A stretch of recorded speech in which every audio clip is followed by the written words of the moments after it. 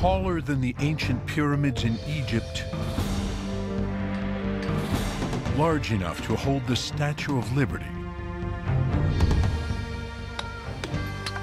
100 million pounds of stone, seemingly weightless, yet as heavy as the Empire State Building.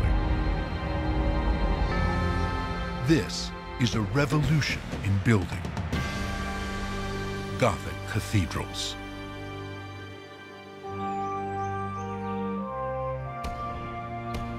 From the moment they appear in Europe about 1,000 years ago, they spark an intense rivalry between cities.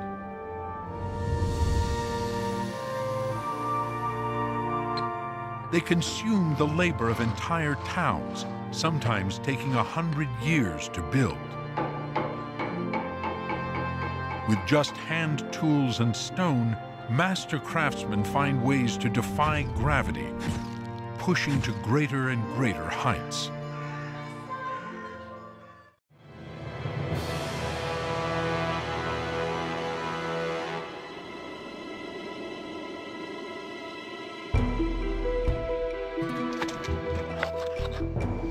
At the dawn of cathedral construction, in the late Middle Ages around the 12th century, building with stone was dirty, difficult work. No one knows this better than these modern craftsmen. Southeast of Paris, France, they are building a medieval castle, using only traditional tools and local materials: stone, iron, and wood.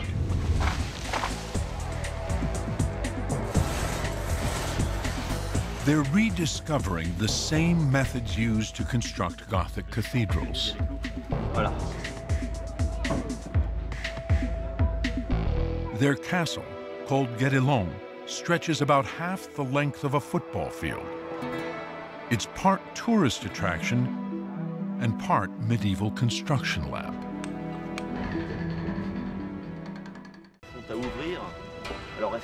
The team's challenge today is how to build a wall on the upper floor of the castle. The first problem is cutting through solid rock. Stonecutters find that if they hammer along natural fault lines, they can split the rocks open. Oui, voilà. Next, masons carve the pieces into building blocks. But each weighs over 100 pounds and has to be lifted all the way up top, almost 5 stories high. From medieval manuscripts, the crew discovered that builders in cathedral times turned an ancient Roman war engine into a hoisting machine. Workers can lift 6 times their own weight. They call this curious contraption the squirrel cage. Thibaut Desjardins is trying it out for the first time. It's harder than it looks. It's tough because there's a lot of resistance. The wheel slows down regularly, so you have to keep speeding up. Step by step, the wheel lifts the stones to the roof.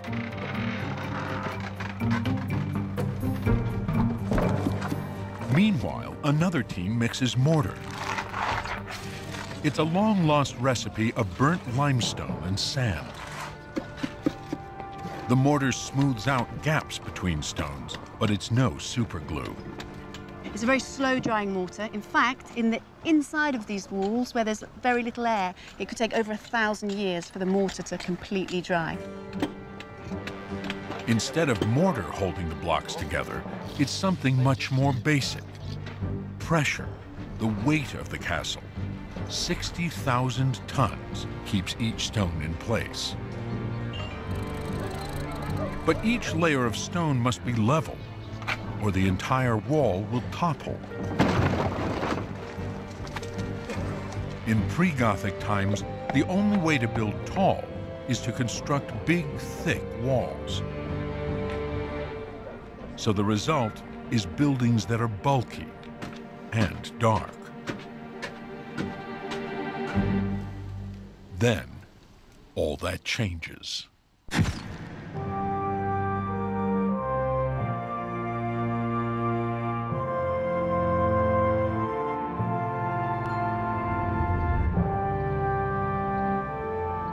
On June 11th, 1144 AD, a who's who of medieval France, including the king and queen, gather in the outskirts of Paris.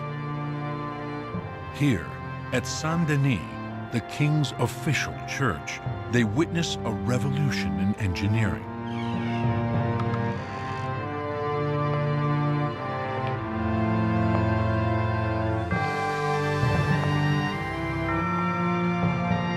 Brilliantly colored light streams through enormous stained glass windows, washes over impossibly slender walls, and reflects off soaring ceilings. Abbot Suger, the visionary behind Saint-Denis, calls his architecture modern. Critics scoff and name it after barbarians known as the Goths. The name sticks. Gothic. But to Suger, his church recalls the glory of what the Bible calls God's house on earth, the Temple of Solomon. Abbot Suger associates Saint-Denis with biblical prototypes, especially the Temple of Solomon. And these temples often have jewels, glass, gold set within them. To Suger, light was a symbol for God. By bringing in more light, he hoped to bring people closer to God. Villagers living in small, dark spaces must have been awe-inspired by the church's towering walls of light. Amazingly, Gothic engineers built thin, super-tall walls made not of stone, but mostly of glass. And somehow these walls of windows support towering ceilings of stone. How did medieval builders pull off such a dramatic transformation?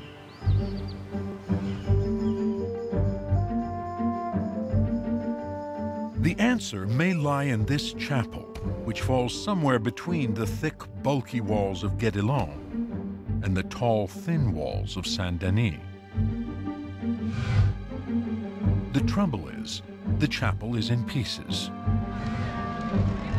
In 1931, American newspaper tycoon William Randolph Hearst bought the church in Europe and shipped it block by block back to California. But the Great Depression stopped Hearst from ever rebuilding it. Today, that's Frank Helmholtz's job in Vina, California. He's a master stonemason who's worked on French cathedrals. Over the last 7 years, they have rebuilt the chapel's exterior walls. The team has found that the chapel is constructed with 2 different building techniques. The back of the chapel is the older Romanesque style, thick and bulky. The rounded windows don't let in much light because they have to be small and narrow to support the weight of the wall. But the front of the chapel is Gothic. Similar to cathedrals, the walls are taller and thinner, with big openings to allow in more light. And the arches are a different shape, pointed. Could this pointed arch hold the key to constructing tall cathedral walls? To find out, Helmholtz and his team build a scale model of a cathedral arch. Like the cathedral builders, the crew constructs a wooden frame that will hold the arch together until all the stones are in place. So this would be SR3. All right, let's put that one on. This model is 1/16 the size of a cathedral arch. I still feel like we could do a little better here. Even though it is smaller, he still has to make sure that each of the stones is precisely aligned. All right, place it nicely in the center. I'd like to look at your base. It's a little funky up there. Keep going with 2 on this side more. Here, where the stones start running diagonally, gravity comes into play, introducing a pressure known as a stress line. Okay. In a round Roman arch, the stress line goes mostly sideways, pushing the columns apart. If it's too tall or wide, the arch starts to sag in the middle and collapses. But the pointed arch redirects the stress line down to the ground rather than to the sides, and that allows engineers to build higher. The great advantage of the pointed arch is it guides the thrust of the arch forces more downwards rather than outwards. Have your fingers out, let's get So the pointed arch is the first advance that led to towering cathedrals. But even this arch has limitations. All right, let's get, Right now, ready here. Helmholtz has a problem. The arch is pressing outwards. You can see it in this movement here. There's something that wants to go out because the stones are pushing downwards. Even though the pointed arch redirects gravity, it creates stress at the top of the columns. It's a problem the crew will have to resolve, or the stones will hinge open and the entire arch will cave. And we're at the half here, so we have a 1/4 inch. The forces on this scale model are just a fraction of those in a real-world structure. And 80 miles north of Paris, these forces may be pushing a great medieval cathedral to its breaking point. In 1220, villagers in the boom town of Amiens decided to build a new cathedral, large enough to fit their entire population of 20,000 people. They are not alone.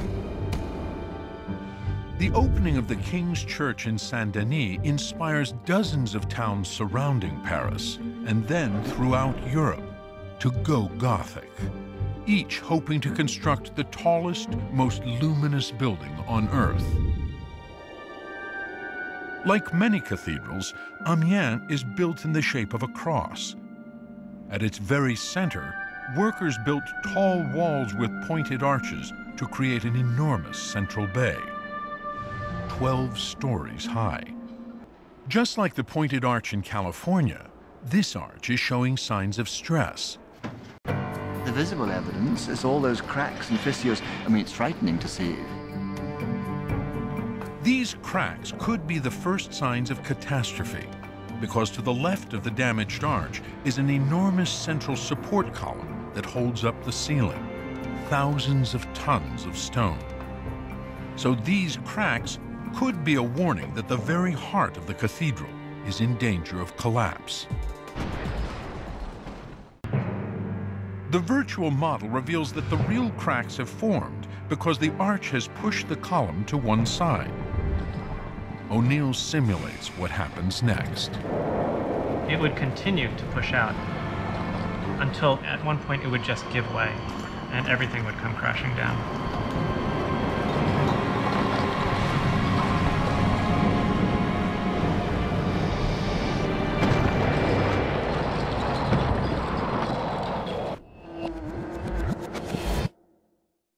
At the root of the problem are the stress lines in the arch.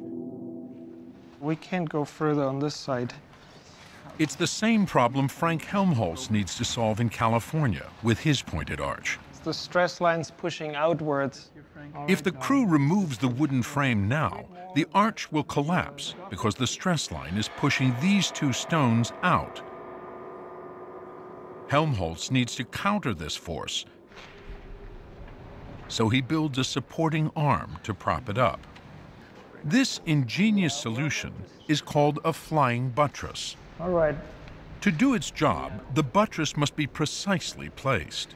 If this buttress is attached too high, then you still have the buckling possibility underneath here. If it's placed too low, then Up here, this arch can fail right above here. So it really is important that this is placed in the right height. Let's take off these two side pieces. It's the moment of truth. Fairly stable, nothing. Helmholtz is about to find out if his stone arch, without any mortar, will stand on its own. Good. His team slowly removes the wooden supports, called the centering. And very slowly let the pressure go. Great, that looks good, and I do the same. I let go, and there's no movement. It looks very good. It's quite exciting, actually, to see it work. It's always a miracle when you see an arch finally freed from the centering.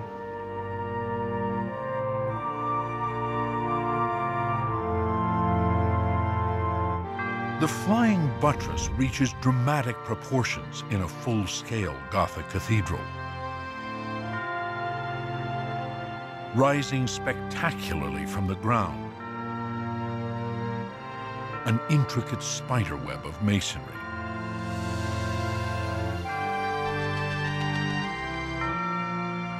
With the pointed arch, the flying buttress is the second Gothic innovation that allowed medieval engineers to capture heavenly light and to reach celestial heights.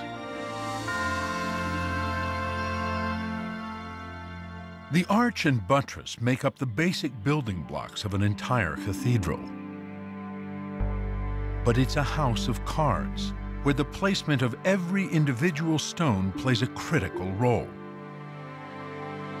To see how critical, Helmholtz moves just one stone. Shall we go? Here we go.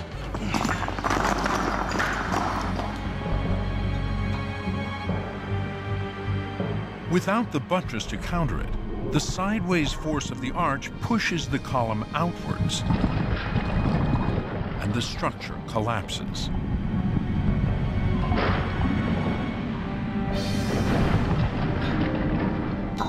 It's the same sideways force that caused this collapse that's making the central columns back at Amiens bend out of shape, threatening disaster.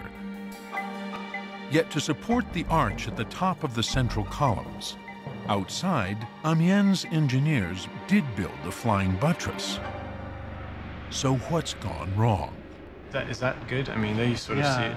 Back at their lab at Columbia University, Stephen Murray and Andrew Tallon investigate. Their 3D model immediately reveals a critical error. The exterior flying buttress is not in the right place. They've pushed it much, much too high. In other words, the flying buttress is doing precious little. The original builders placed the flying buttress too high to counteract the force of the ceiling arch pushing outwards. So more than 2 centuries later, a master mason set out to fix it.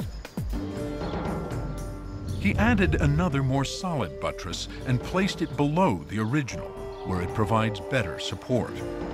That made a mason, in a sense, save the building. This lower flying buttress looks like a flying buttress should. That is, it's solid. It's massive, it's structural. Yeah, it's a prop.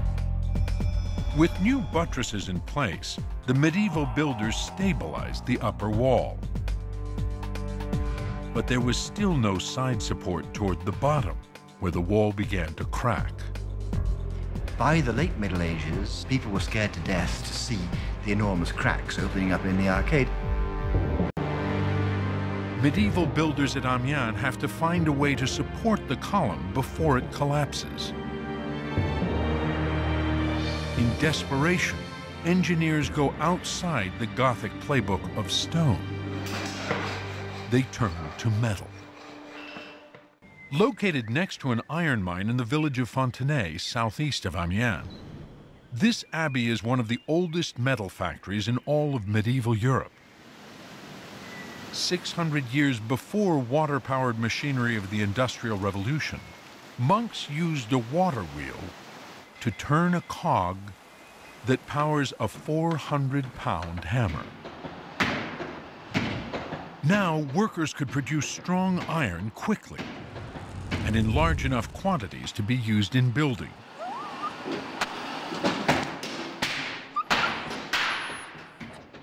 But Could iron rescue Amiens Cathedral? Builders make an enormous metal chain of linked iron bars. The chain runs inside the wall along the entire length of the cathedral to hold its central columns in place. The chain was installed red hot so that it would contract and pull inwards. The medieval iron band-aid worked. Today, the massive metal chain at Amiens may still be the only thing that keeps these columns from collapsing.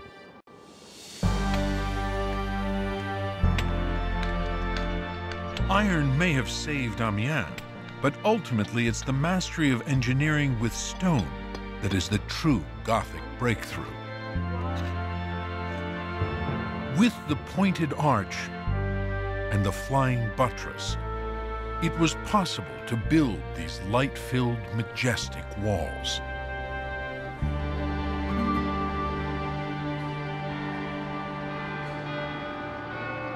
But these walls are almost entirely glass.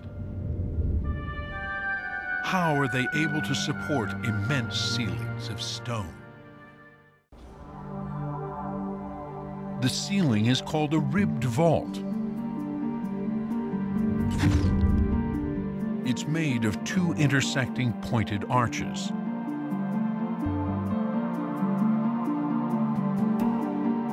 The ribbed vault channels the weight of the ceiling to the columns, so the walls don't bear the burden. Since the forces are concentrated on these ribs, everything from here all the way across to here can be opened up for windows. The ribbed vault is the third Gothic innovation. Working with the pointed arch and the flying buttress, engineers created a skeleton that bears the weight of the building and directs it towards the ground. Gothic craftsmen could now fill these walls with huge, colorful glass windows.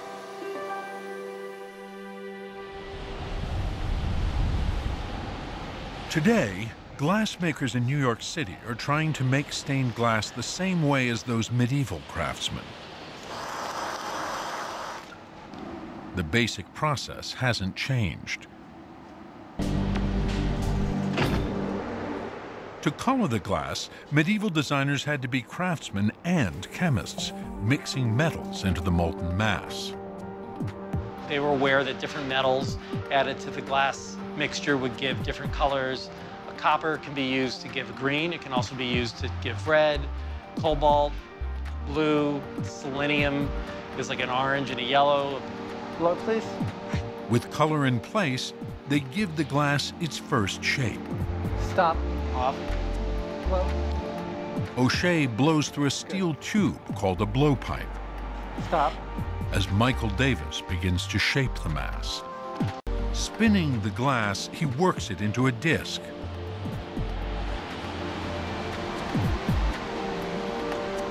Using these techniques, medieval glass builders construct a kaleidoscope of colors, from which they create enormous, intricately detailed stained glass windows, like never before.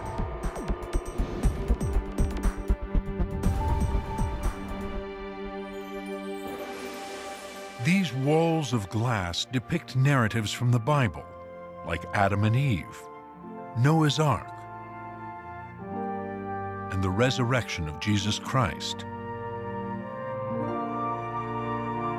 In an age when few people can read and write, stained glass windows become the multimedia stories of their day. The Bible written in light.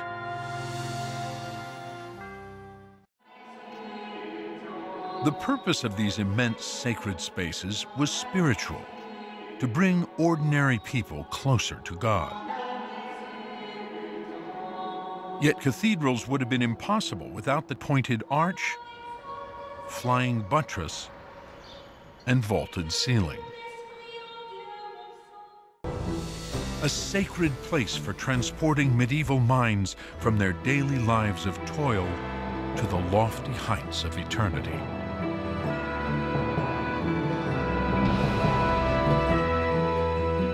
Even the floor plan of the cathedral is the ultimate Christian symbol of salvation, the crucifix. The building is a vehicle. It takes you somewhere else. A cathedral, in a sense, is a medium. It's a transport. It takes us to heaven. Fueled by faith and guided by daring engineering, Gothic architects forever changed how we build big. Pushing the limits of their technology and driving to new heights, cathedral builders created sacred spaces that still inspire people to this day.